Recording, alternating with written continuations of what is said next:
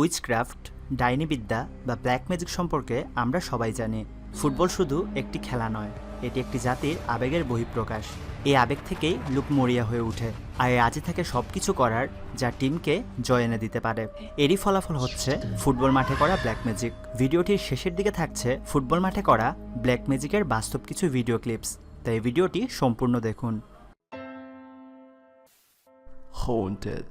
Haunted nights.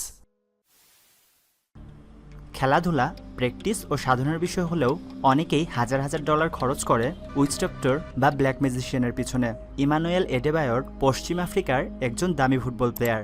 তিনি এটা দাবি করেন যে উনার মা উনার খেলায় বিঘ্ন সৃষ্টির উদ্দেশ্যে ব্ল্যাক ম্যাজিক করতেন। এ ব্যাপারে ইমানুয়েল মিডিয়ার কাছে কমপ্লেন করেন। উনার দাবি ছিল ব্ল্যাক ম্যাজিকের সুবাদে উনি মাঠে থাকা উনার খারাপ পারফরমেন্সের উন্নতি করতে সক্ষম হয়েছিলেন। আফ্রিকার ফুটবল টিমগুলোর জন্য দায়িত্বরত উইচ ডক্টর বা ডাকিনীবিদ থাকে, যদিও অনেকে ব্যাপারটিকে কুসংস্কার বই কি অন্য কিছু মনে করেন না। কিন্তু ব্ল্যাক ম্যাজিকের সুস্পষ্ট প্রভাব খেলার মাঠে দেখা গেছে।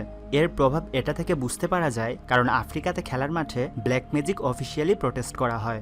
আফ্রিকাতে সম্পূর্ণ স্টেডিয়াম সতর্ক থাকে এবং ডাইনিবিদ্যার কোনো প্রকার ব্যবহার দেখার সাথে সাথেই সম্পূর্ণ স্টেডিয়াম চিৎকারে ফেটে পড়ে। লন্ডন এবং উগান্ডা জাতীয় টিমের এক ম্যাচে সম্পূর্ণ স্টেডিয়াম এভাবেই চিৎকারে ফেটে পড়ে যখন তারা দেখে একজোড়া অতিরিক্ত হাত মোজা লন্ডন দলের গোলপোস্টে গুজে দেওয়া হয়। দর্শকরা ঝড়ের বেগে মাঠে নেমে আসেন প্লেয়ারদের সাথে দাঙ্গা করার জন্য, কিন্তু ধীরে ধীরে পরিস্থিতি শান্ত হয়ে যায়। ইন্ডিয়াতে এক বিচক্ষণ পদ্ধতির ব্যবহার রয়েছে, যেখানে শুকরের মাংস এক পদ্ধতিতে রান্না করে ব্যবহার করা হয়, যা প্রতিপক্ষের মনে ভয়ের সঞ্চার করে। এমনটাই দাবি ব্রুনো কুটিনহোর। তিনি স্বীকার করেন যে খেলার মাঠে তিনি ওই মাংসের টুকরো ফেলে দেন। লোককথা প্রচলিত আছে যে এমনটা করলে অন্যান্য ব্ল্যাক ম্যাজিকের প্রভাব নিজ দলের উপর পড়বে না। অনেকের কাছে এসব ব্যাপার হাস্যকর মনে হলেও আরও কিছু ঘটনা আছে যা ব্ল্যাক ম্যাজিকের উপর থাকা মানুষের বিশ্বাসকে প্রমাণ করে। নভেম্বর একটি ইভেন্ট যেখানে পুরুষদের স্বাস্থ্য সচেতনতার উদ্দেশ্যে সম্পূর্ণ নভেম্বর মাসে মোচ না কাটার একটি প্রচলন রয়েছে।